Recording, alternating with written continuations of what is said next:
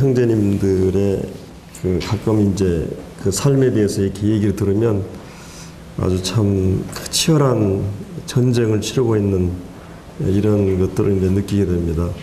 우리 가끔 이제 사업하는 형제님들이나 또 직장 다니는 형제님들 이렇게 속에서 들어보면 참 그 가운데서 참 그 힘든 가운데서 이렇게 주님의 인도하심을 이렇게 경험하는 것들을 이렇게 들으면서 참 많은 기도가 필요하겠구나 하는 생각을 갖게 됩니다.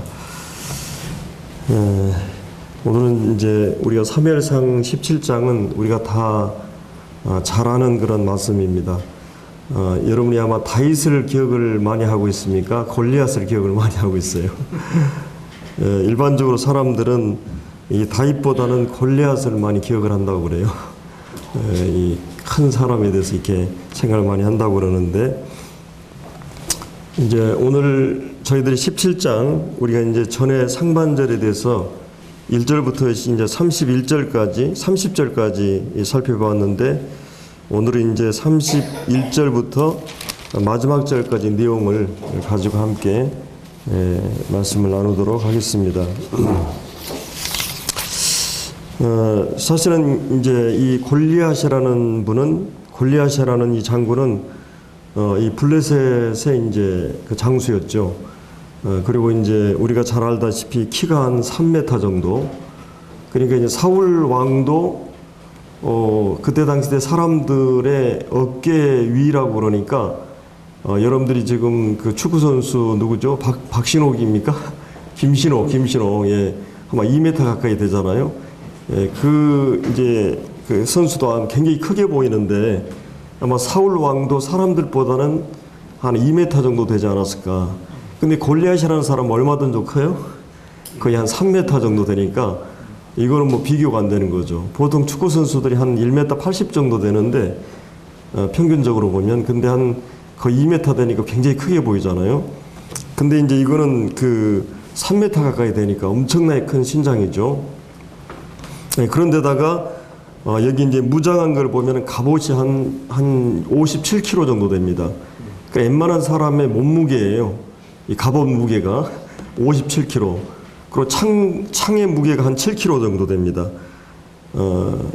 그리고 이제 이 사람은 평생 동안에 전쟁터에서 싸움을 한 이 싸움꾼 중에 한 사람이었어요. 근데 우리가 잘 아는 이 다윗 같은 경우는 얼마나 왜소하고 평범한 그런 그 사람이었습니까? 그래서 이제 이런 이 두 사람의 이 대결이 펼쳐지기 전에 이제 여기 이제 우리가 전에 이제 이 사람이 많은 사람들 앞에서 이제 17장 11절에 사울과 온 이스라엘이 블레셋 사람의 이 말을 듣고 놀라서 크게 두려워했다. 이제 그리고 이제 거기에 그 16절에 보면 이 블레셋 사람이 40일을 조석으로 나와서 몸을 나타내었다. 40일 동안 이 건장한 사람이 참 이 우렁찬 그런 목소리로 너희들 중에 한 사람 나와봐.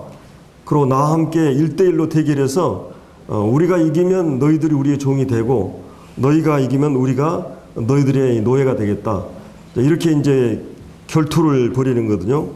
그래서 이 고대에서는 이런 그 평면 전쟁에서는 이렇게 대표성의 원리로 이제 전쟁하는 거가 있었습니다. 뭐 지금도 여러분들이 옛날에 뭐 이 그 조직폭력배 이런 게 보면 대표로 이렇게 싸우잖아요. 싸우게 되면 이제 이게 전체가 이기고 그러는데, 하여튼 이런 그 싸움을 걸어오고 있습니다. 그래서 너무나 이 사람이 거구였고 또 이렇게 이제 용사였기 때문에 이스라엘 사람들이 다들 기가 풀이 죽어가지고 두려움에 지금 휩싸여 있는 것이거든요. 11절에도 사람들이 다 두려워했고, 그 다음에 24절에도 보면 이스라엘 모든 사람이 그 사람을 보고 심히 두려워하여 그 앞에서 도망했다, 이렇게 말하고 있습니다. 자, 이제 이런 그 상황 속에서 이제 우리가 잘 아는 이 다윗이 이 목동으로 이제 이렇게 양을 치다가 아버지의 심부름을 이제 가게 되는 거거든요. 형들이 이제 이스라엘의 군인들 중에 3명이 있었기 때문에 그 형들에게 이제 도시락을 갖다 달라고 그래가지고 그 도시락을 들고 가게 됩니다. 근데 이제 이런 상황을 이제 다윗이 보게 되거든요. 근데 이제 이 다윗은 어떤 사람입니까? 다윗은 무엇보다도 하나님의 기름 부음 받는 사람이죠. 하나님께서 많은 사람들 중에서 이 다윗을 선택해서 이스라엘 왕으로 세우려고 이렇게 뜻을 두고 계신 그런 그 사람이었어요. 그러면 하나님께서 그냥 그 하나님 편에서 물론 주권적으로 이 사람을 선택한 면도 있지만은 하나님께서 그런 사람을 찾아냈다는 말이 나오거든요. 시편에 보면 하나님께서 두루 사람들을 보니까 이 사람에게는 하나님의 쓸만한 데가 있었다고 하는 거죠. 이런 그런 그 다윗이었기 때문에 이제 하나님께서 그를 불러서 이 사무엘을 통해서 기름 부음을 받게 하셨는데, 우리가 이제 이 싸움의 결과가 어떻게 됩니까? 다윗이 이제 쉽게 승리하는 것으로 결론이 나게 됩니다. 어떻게 보면 정말 이변이 일어나는 거죠. 가끔 우리가 이제 축구를 하다가 우리가 4강에 올라오니까 이변이 일어났다고, 어떤 이 스포츠 이변이 일어났는데 뭐 기상 이변도 있지만, 이건 어떻게 보면 계란으로 그 바위치기와 같고, 정말 하루 강아지가 범 무서운지 모르고 싸우는 그런 싸움이었잖아요. 근데 이 다윗이 그 승리하는 것을 이제 우리가 이 본문에서 이제 보게 됩니다.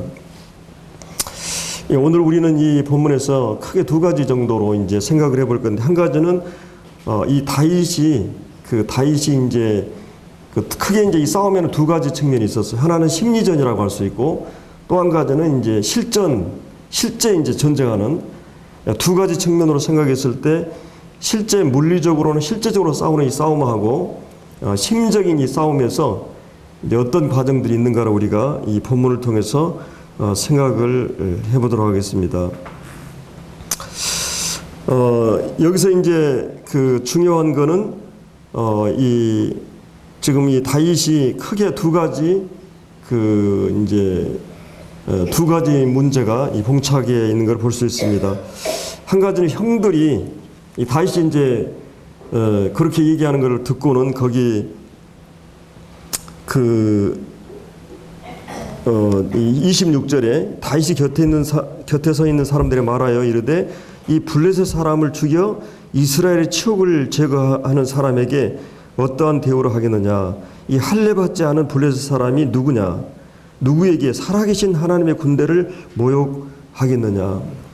이제 이 다윗은 이 지금 그 골리앗이 막 엘라 골짜기에서 위협을 하고 또 이스라엘 백성들을 모욕하고 이런 걸 보면서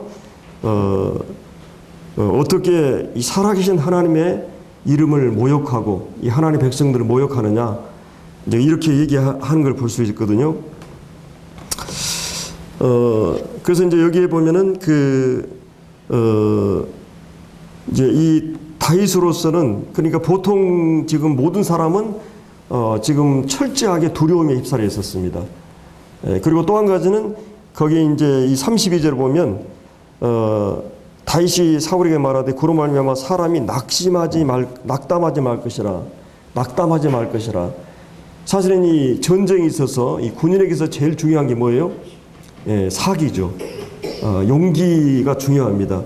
근데 만약에 용기를 상실해 버리고 이 두려움에 휩싸이고 이 낙담했다, 이 낙심했다는 말은 먼저 지금 심리적으로 마음이 떨어져 있는 것이에요.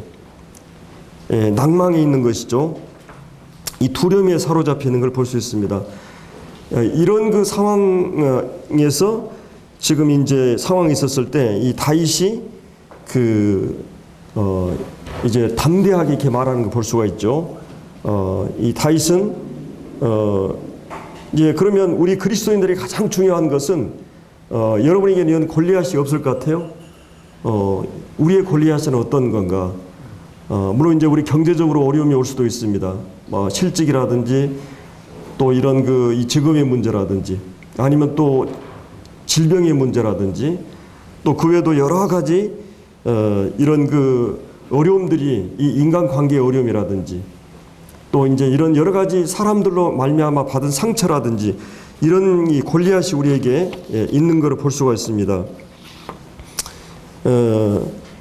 예를 들어서 이제 어떤 우리의 이 골리앗이나 대적, 우리가 저항할 수 없고 도저히 싸울 수 없는 대적, 이 인간 관계의 문제, 경제적인 문제, 질병, 때로는 내가 이렇게 개선되지 않은 옛 습관이라든지 또 자녀 문제, 부부간의 문제, 또 부모의 문제, 실직의 문제, 자, 이런 여러 가지 문제들로 인해서 우리는 우리 앞에 이런 난해한 문제들을 해결할 수 없는 이런 문제들 앞에 설 수가 있습니다. 우리의 골리앗은 무엇인가? 오늘 내게 있어서 골리앗은 무엇인가? 이것은 변장된 그런 얼굴로 우리에게 골리앗이 다가올 수가 있습니다. 이런 문제들을 우리가 어떻게 대응하고 대처해야 하는가?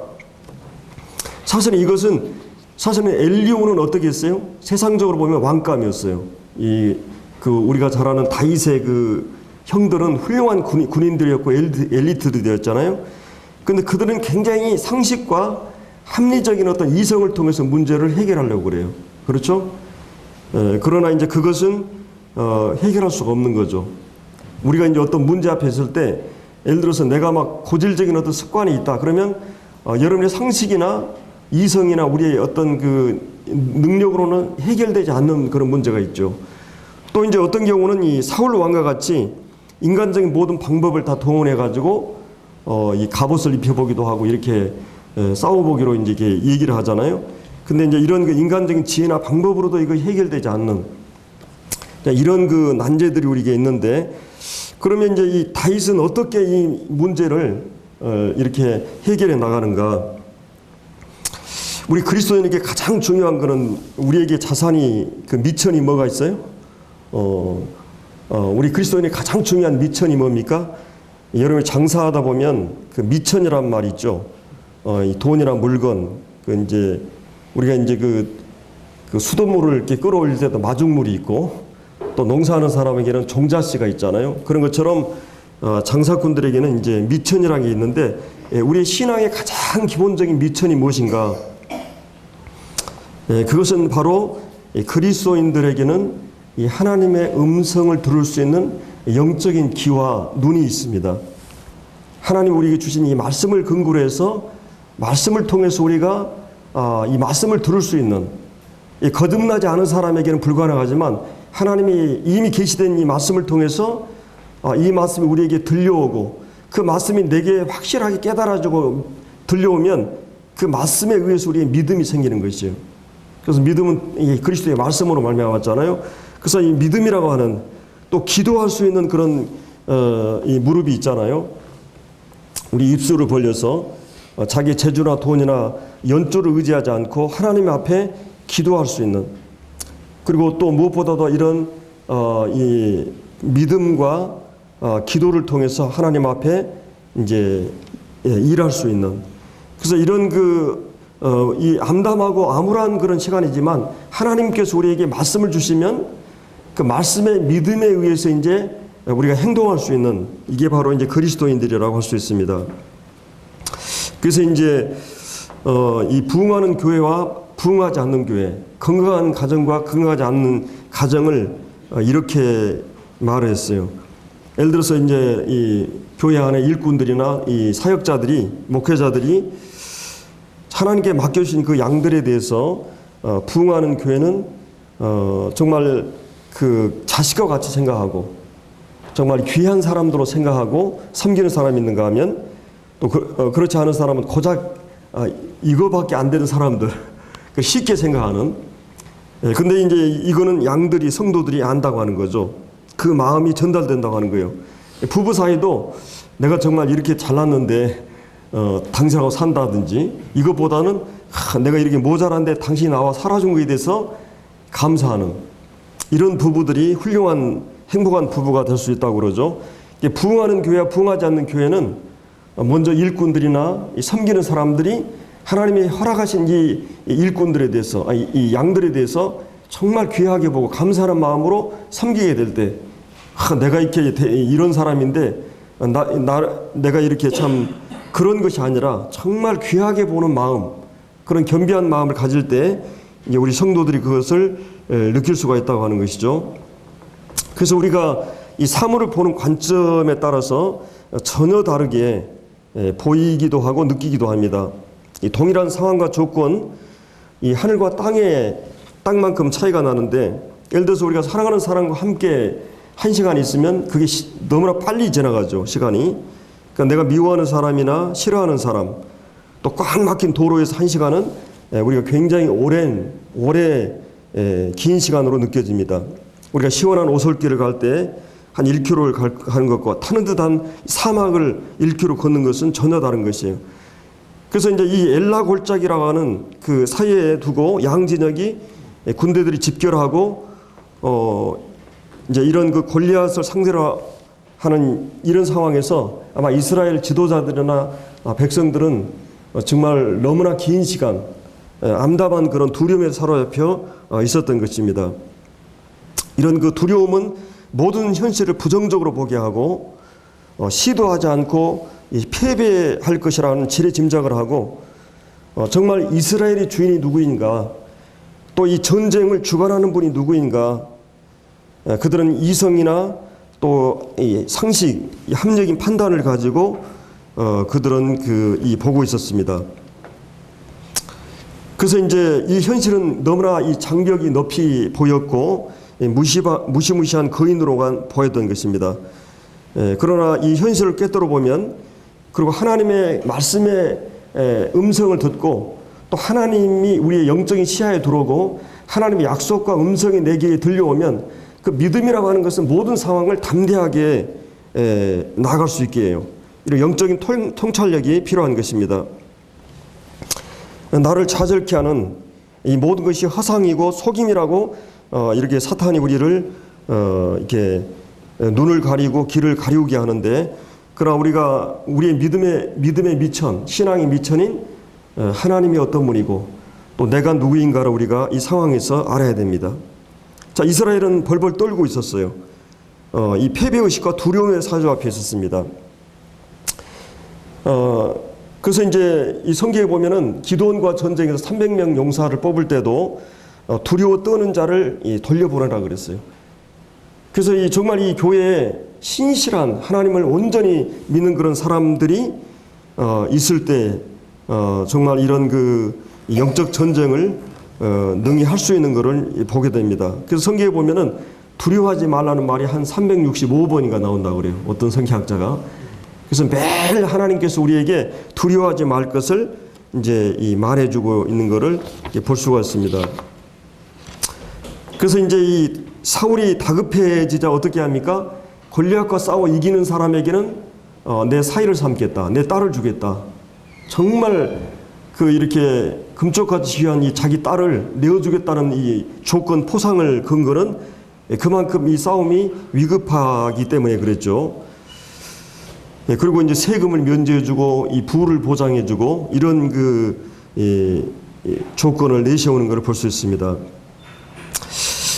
자, 이제 우리가 이 다윗이 이런 상황에서 이제 이 골리앗과 이 골리앗을 어떻게 이제 물리치는가 우리가 이제 보면은 거기 이제 31절부터 그러면 다윗이 지금 큰 소리 치는 그런 것은 뭐 만용이나 객기가 아니에요. 그렇죠?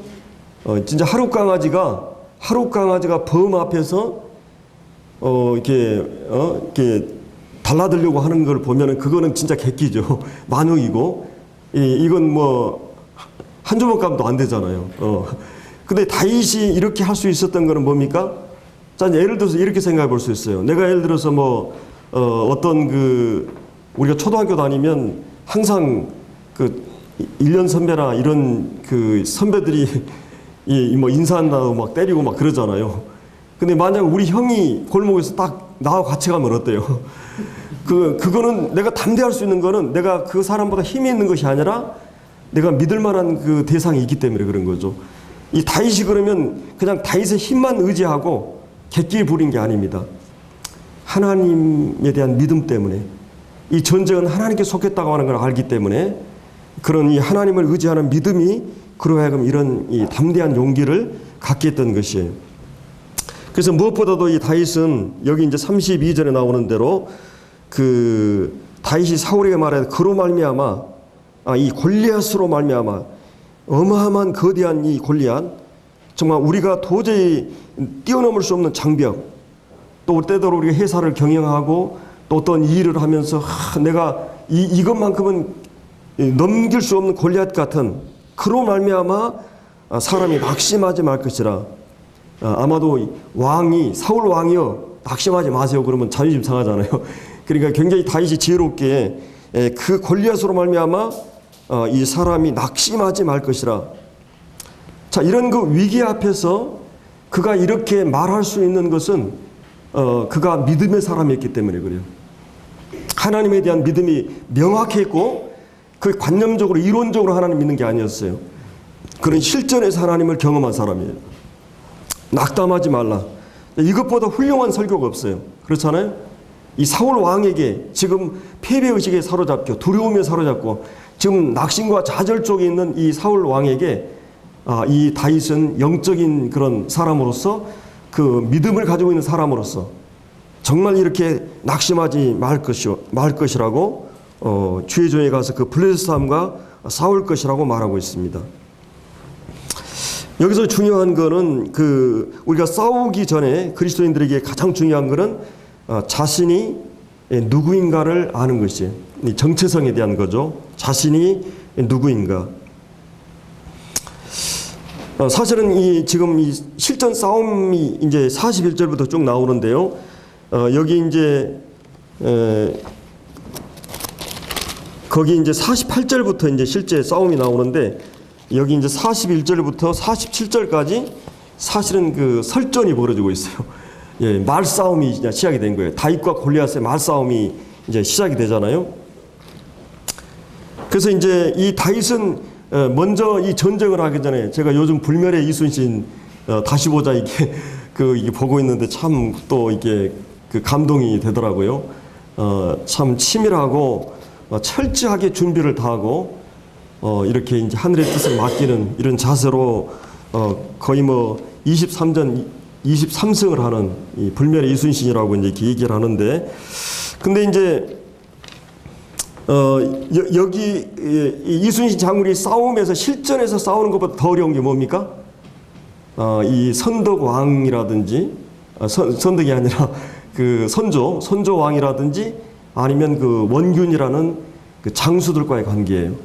자, 이것이 팀워크가 안 이루어지고 지금 선덕왕은 자기 어명을 해가지고 부산포를 이렇게 쳐라. 사실은 지금 칠 때가 아니거든요. 전쟁 상황은 장수들이 가장 잘 알고 이순신 장군은 그런 지략이 뛰어난 그런 장수였기 때문에 지금 가면 안 되거든요. 근데 그 좌의정이나 이런 사람들 보내가지고 막 바로 치라 그러거든요. 그럼 50척밖에 안 되는 우리나라 배가 다 파손돼 버리면 이 조선은 이제 방비할 그런 뭐가 안 되잖아요. 지금 뭐 한 몇백 척 온 그 일본의 배를 그래서 그 자기 목숨을 걸고 왕의 어명을 거절합니다. 그리고 이제 뒤로는 막 그 싸움이 더 큰 싸움이에요. 이 사실은 우리 믿음의 싸움에서도 이 성도들이 아군들과의 관계에서 그 사울 왕이라든지 자기 형이라든지 이런 믿음 없는 사람들의 조언이나 합리적인 많은 의견들이 중요한 게 아니에요. 믿음의 사람은 하나님을 보고 하나님의 시야에서 이 상황을 보기 때문에 이들의 어떤 이론이나 여론이나 이런 거에 밀려가면 이거는 패배의식에 빠져버리는 거죠. 근데 그 싸움을 먼저 이 다윗은 제압을 해주고 있는 거예요. 형들에게도 그렇고 지금 이 사울에게도 계속 설득을 하고 있는 거죠. 예, 사울은 이건 뭐 불가능한 것 같이 보이고 이게 33절에도 그런 게 나와요. 사울이 다윗에게 이르되 내가 가서 이 블레셋 사람과 싸울 수 없으리니 너는 소년이요 그런 어려서부터 용사다. 이 골리앗 장군은. 근데 이제 34절에 다윗이 사울에게 말하되 주의 종이 이제 사실은 이 다윗은 자기가 지금까지 10대에 주님 그 양들을 치면서 하나님 이름으로 이 사자와 곰을 제압하는, 사실은 골리앗보다 더 무서운 게 뭐예요? 사자라든 맹수잖아요. 곰을 어떻게 이겨요? 사자를 어떻게 이겨요? 근데 다윗은 단순히 자기의 어떤 힘만이 아니라 하나님의 이름을 의지해서 그런 것들을 이겼어요. 그렇기 때문에 그는 어떤 지금 이 싸움에 승리할 수 있는 다른 근거를 제시하지 않고 자기가 지금까지 살아왔던 믿음의 근거에서 얘기하고 있어요. 우리가 이 사랑에 대해서 얘기할 수 있어요. 그러나 내가 실제 주님의 사랑을 경험한 사람은 달라요. 믿음을 얘기할 수 있어요. 우리가 믿어야 된다 이렇게 얘기하지만 내가 정말 삶의 현장에서 믿음으로 하나님을 믿을 만한 분인 걸 경험한 사람은 달라요. 정말 하나님의 인도하심을 실제적으로 경험한 사람은 마치 이것은 수학 문제가 있는데 문제가 있고 답을 아는 것과 답을 제시하는 것과 어떤 이제 문제가 딱 일어나면 우리가 참 사랑해야 돼. 그걸 그냥 쉽게 얘기하는 것하고 그러나 이 수학 문제를 자기가 직접 다 해가지고 풀어가지고 답을 아는 사람은 달라요. 하나님을 경험 속에서 만난 사람은 그 답을 갖고 있는 사람하고 그냥 이론적으로 답을 아는 사람은 달라요. 그거 쉽게 그냥 이러이러 하면 되겠다 이게 아니라 정말로 그 답을 알고 있는 사람은 다르다고 하는 것이죠. 그래서 지금 다윗은 그 답을 경험 속에서 막 수학 문제를 푸듯이 하나님의 이 능력과 신실하심과 하나님을 경험 속에서 실제 그는 알고 있는 하나님이에요. 그거를 지금 얘기하고 있어요. 34절부터 그 다윗 사울에게 말하 주의 종이 아버지의 양을 지킬 때에 사자나 곰이 와서 양떼에게 새끼를 물어가면 내가 따라가서 그것을 치고 그 입에서 새끼를 건져내었고 그것이 일어나 나를 해하고자 하면 내가 그 수염을 잡고 그를 쳐 죽였나이다. 주의 종이 사자 곰도 쳤은즉 살아계신 하나님의 군대를 모욕한 이 살아계신 하나님. 그러니까 여기 이제 특별히 이 살아계신 하나님이라는 말이 나오죠. 그리고 이제 45절을 보면 이 만군의 여호와의 이름, 이 살아계신 하나님, 우리가 믿는 하나님은 어떤 분인가? 그분은 살아계신 하나님이에요. 또 한 가지는 어떤 분이에요? 그분은 만군의 여호와예요. 이것은 하나님이 어떤 분인 것을 다윗은 명확하게 알고 있었어요. 이 하나님의 주권이란 말이죠. 하나님의 주권이란 말은 하나님이 자기의 뜻을 정하시고 그 뜻을 이루셔요. 하나님의 이 뜻과 하나님의 통치가 어디에 미치냐면 하나님께서 이 살아계시다고 하는 것은 하나님이 시간 세계 속의 지배자라는 말이에요. 그리고 이 만군이라는 말은 하나님이 우주를 통치하는 분이라는 말이에요. 그러니까 하나님께서는 이 공간의 통치자고 시간의 통치자라는 말이에요. 사실은 이 가나안 이 블레셋 사람들은 그들이 다곤신을 섬기고 무슨 아세라 바알신을 섬기고 이랬잖아요. 그것은 한 지엽적인 신이에요. 잠시 있다가 사라지는 그런 신이기도 했어요. 근데 이 하나님은 천하 만물을 창조하신 우주를 창조하시고 주관하시는 그리고 시간을 통제하는 영원하시고 그리고 모든 공간을 만유보다 크신 이런 하나님인 것을 알고 있었어요. 이 살아계신 하나님. 그것은 하나님은 이 과거에만 존재했고 지금은 존재하지 않는 하나님이 아니에요. 우리에게는 시간이라고 하는 것이 과거, 현재, 미래로 구분하지만 하나님이 항상 현재예요. 하나님 과거도 미래도 항상 현재로 존재하셔요. 그러면 살아계신 하나님이에요. 그러면 역사를 주관하신 분이에요. 이스라엘 민족의 역사에 개입하셔서 그들을 부르시고 그들에게 말씀하시고 그들을 인도하시고 그리고 지금까지 아브라함과 이삭과 야곱과 함께 하셨던 그 하나님. 역사 속에 살아계시고 지금도 살아계시고 영원히 살아계신 이 자존하신 그 하나님, 그 하나님에 대한 이 모욕을 한 것에 대해서 이제 할례받지 않은 블레셋 사람, 다른 말로 하면 이것은 다윗은 하나님께서 자기의 하나님이시고 자기는 할례받은 자로서 하나님의 백성이고 하나님의 자녀로서 자기의 친분과 정체성을 분명히 알고 있었어요. 그래서 이 전쟁은 단순히 어떤 그런 지역적인 전쟁이 아니고 이것은 이 전쟁의 주관자가 하나님이시다. 역사의 주관자가 하나님이고 모든 전쟁은 하나님께 속했다. 전쟁의 모든 승패의 열쇠가 하나님의 손에 달려있다. 그거를 다윗은 잘 알고 있었어요. 그래서 이제 그가 이 블레셋 사람이니까 그가 이 짐승이 하나와 같이 되리이다. 확신을 갖고 있는 거죠. 37절에 또 다윗이 이르되 여호와께서 나를 사자 발톱과 곰의 발톱에서 건져내었은즉 나를 이 블레셋 사람의 손에서 건져내시리이다. 사울이 다시 이르되 가라 여호와께서 너와 함께 하시기를 원하노라.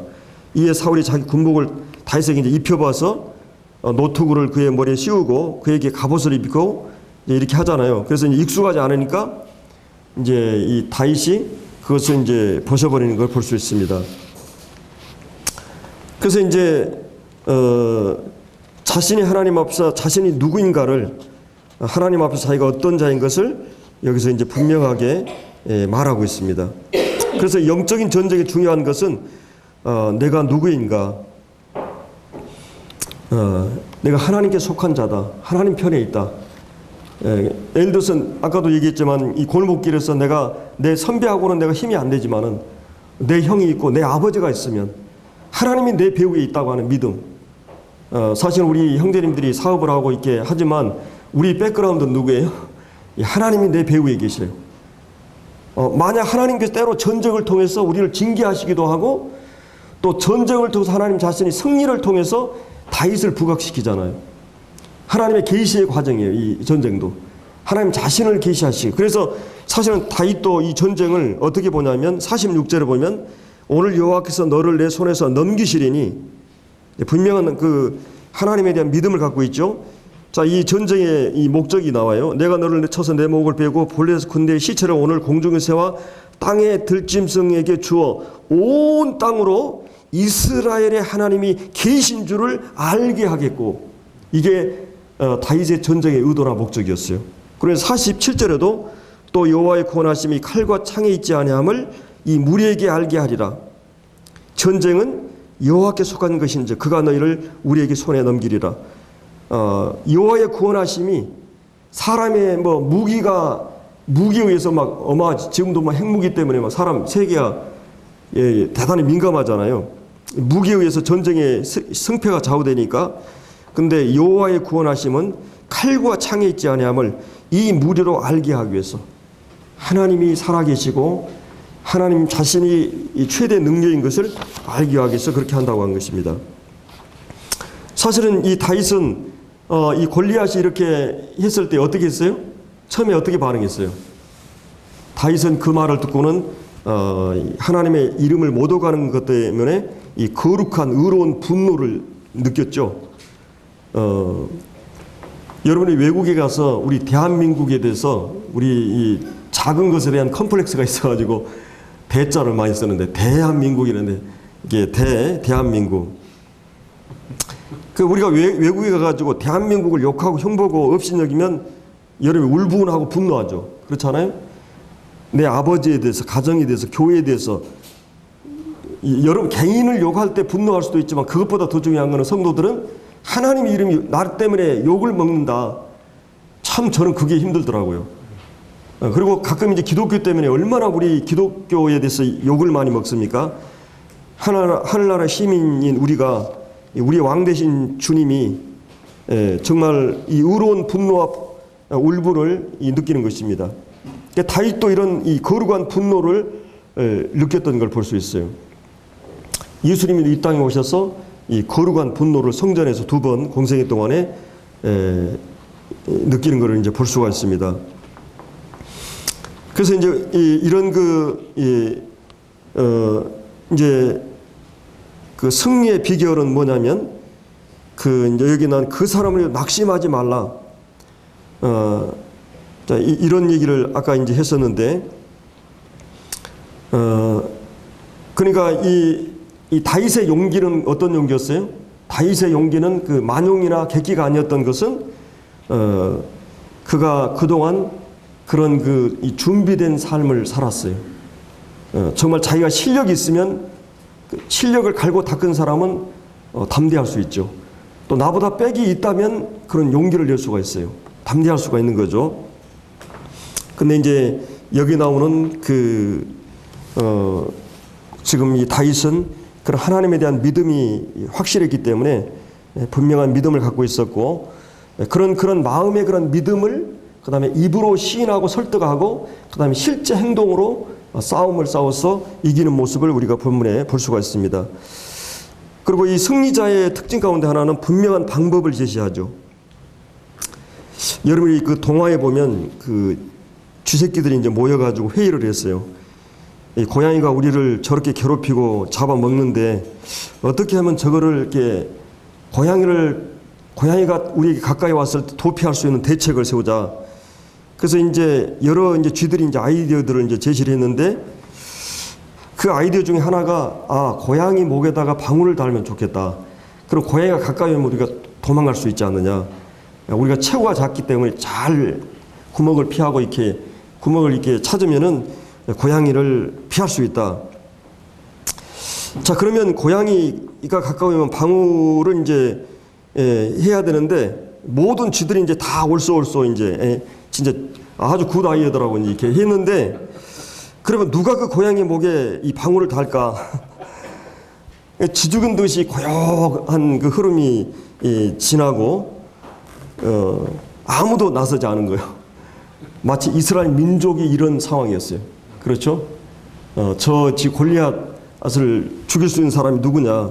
나라나 가정이나 교회가 위기에 처하게 되면 이렇게 했으면 저렇게 했으면 의논들 아이디어가 많이 나오지만 자기를 몸을 사리지 않고 던져서 하는 사람이 없는 것입니다. 그러나 다윗은 이런 위기의 상황에 자기의 목숨을 던지면서 그런 하나님을 믿는 믿음을 제시하는 걸 볼 수 있습니다.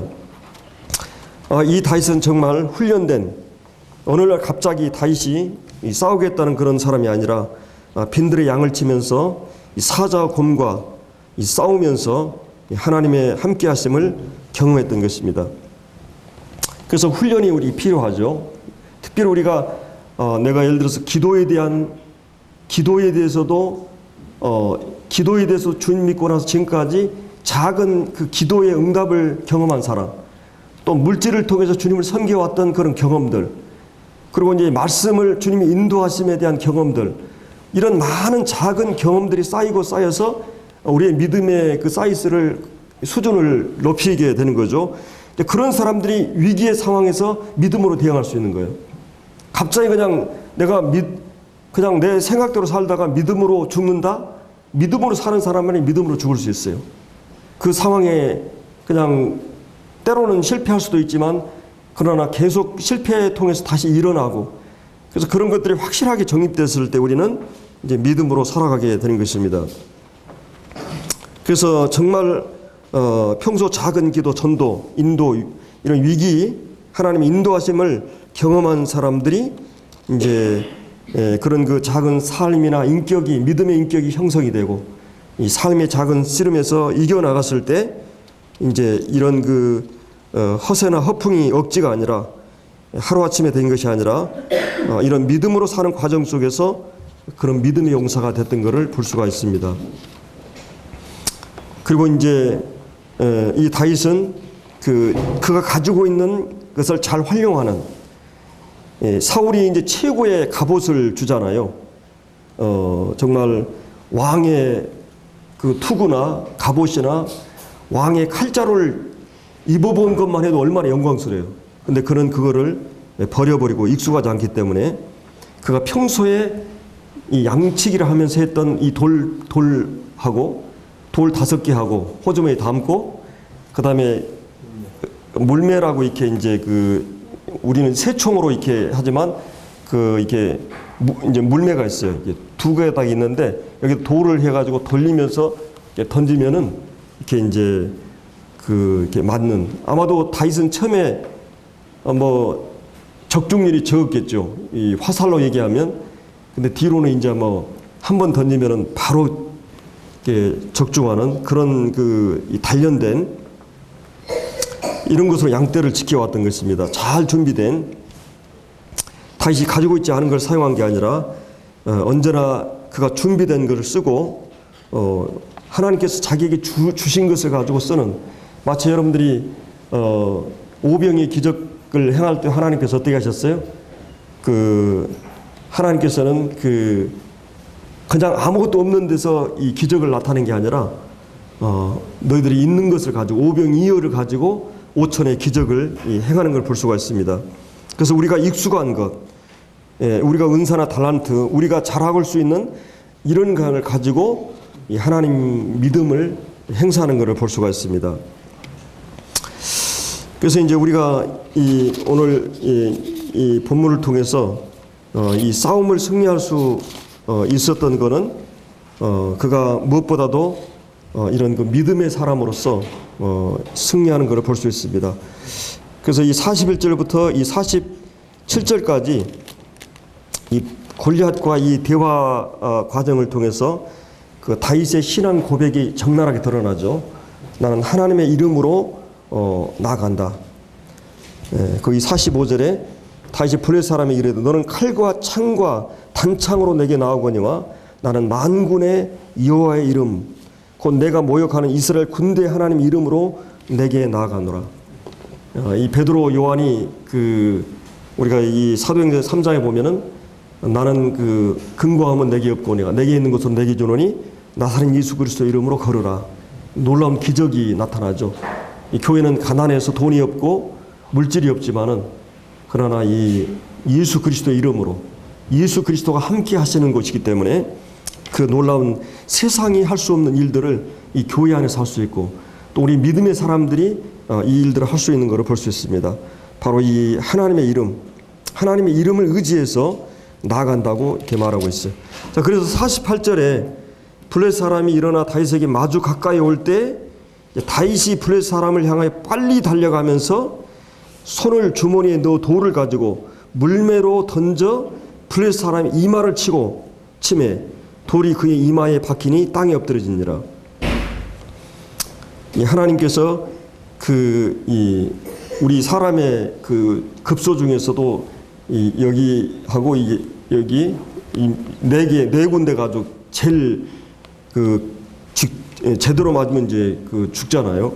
근데 여기 이제 이마에 돌이 박힌 거예요. 그래서 그가 넘어져 가지고 아마 내진탕으로. 그래서 다윗이 이제 거기 50절에 이같이 물매로 돌로 블레셋 사람을 이기고 그를 쳐 죽였으나 자기 손에는 칼이 없었더라. 다윗이 달려가 블레셋 사람을 밟고 그의 칼을 그 칼집에 빼어내어 그 칼로 그를 죽이고 그의 머리를 베니 블레셋 사람들이 자기 용사의 죽음을 보고 도망하는지라.